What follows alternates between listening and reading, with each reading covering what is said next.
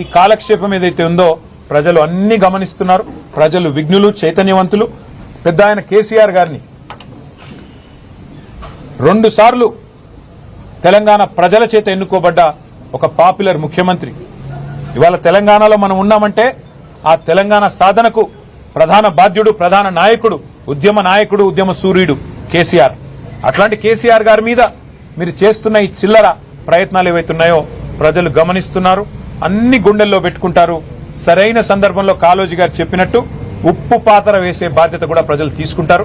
కాబట్టి మా నాయకుడు ఇవాళ ఇచ్చిన సమాధానాలతో సిట్టుకు అన్ని విషయాలు కూడా అర్థమై ఉంటాయి, తేటతెల్లం అయి ఉంటాయి. స్పష్టంగా ఏ తప్పు జరగలేదు, ఇదంతా కాలక్షేపం అని చెప్పి సిట్ అధికారులకు కూడా కళ్ళు తెరుచుకుని ఉంటాయని చెప్పి మేము భావిస్తూ, మరి పొద్దున్నుండి మీడియా కూడా పాపం చాలా ఇబ్బంది పడుతున్నారు. చాలా మిమ్మల్ని కూడా ఇబ్బంది పెట్టారు. 1000 మంది పోలీసులను పెట్టి మిమ్మల్ని నూకుతున్నారు, మా వాళ్ళని నూకుతున్నారు.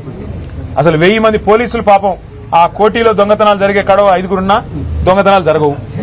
క్రైమ్ రేట్ పెరుగుతున్నది హైదరాబాద్ లో, వాటి మీద సోయి లేదు.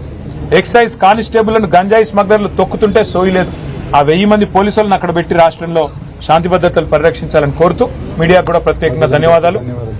ముఖ్యంగా ఉదయం నుండి మా కార్యకర్తలు గ్రామాన ఈరోజు గర్జించారు, గ్రామాన మరి తిరగబడ్డారు. ఈ ప్రభుత్వానికి బుద్ధి చెప్పే విధంగా గొప్పగా పోరాడారు. సోషల్ మీడియాలో మా సోషల్ మీడియా వారియర్లు, అట్లాగే గ్రామాన మా కార్యకర్తలు, అట్లాగే ప్రతి పట్టణంలో కదందొక్కి మోటార్ సైకిల్ ర్యాలీలు, అట్లాగే రాస్తా రోకోలు, ధర్నాలు, నిరసనలతో హోరెత్తించిన ప్రతి ఒక్కరికి చేతులు జోడించి హృదయపూర్వకంగా ధన్యవాదాలు తెలియజేస్తూ మరి మళ్ళొకసారి మీడియాకు కూడా ప్రత్యేకంగా ధన్యవాదాలు. నమస్కారం.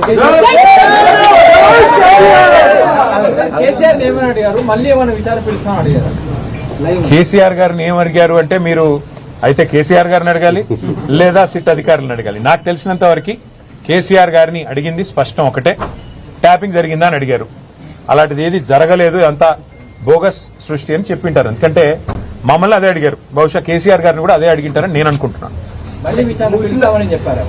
ఏముంటది బ్రదర్, 5 గంటల తర్వాత నేను కూడా వెళ్ళాను కదా విచారణకి. అడిగిందే అడగడం, తిప్పి అడగడం. మీరు బయట మీడియాలో మీకు ప్లేట్ బ్రేకింగ్లు పడాలి కదా, గుచ్చి అడుగుతున్నారు, గ్రిల్ చేస్తున్నారు, ఇన్ని గంటలు జరుగుతుంది, అన్ని గంటలు జరుగుతుంది. మీకోసం కాలక్షేపానికి, ప్రజలకి వినోదానికి తప్ప ఇది ఈ కేసులో ఏమీ లేదు.